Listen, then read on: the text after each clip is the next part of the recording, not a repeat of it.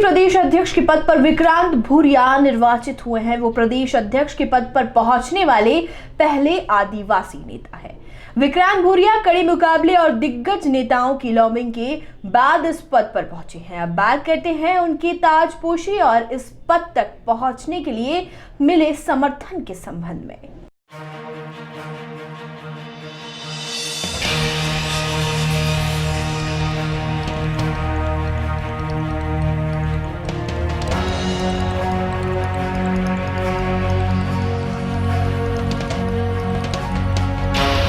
विक्रांत भूरिया को शुरुआत से ही इस पद का प्रबल दावेदार माना जा रहा था, लेकिन जब कांग्रेसी दिग्गजों के पुत्र चुनाव मैदान में उतरे तो उनकी राह थोड़ी मुश्किल हो गई।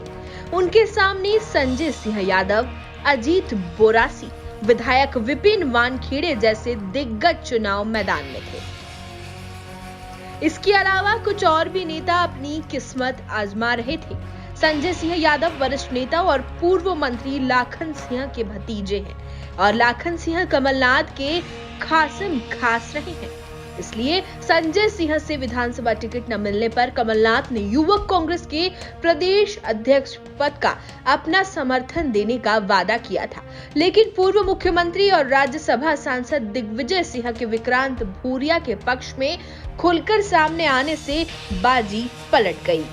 दिग्विजय सिंह का मिला विक्रांत भूरिया को समर्थन।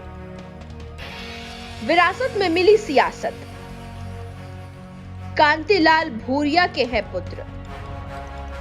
प्रदेश की सियासत में लगाई लंबी छलांग। दिग्विजय सिंह कमलनाथ को मनाने में कामयाब हो गए और कमलनाथ ने विक्रांत भूरिया के नाम पर मुहर लगा दी।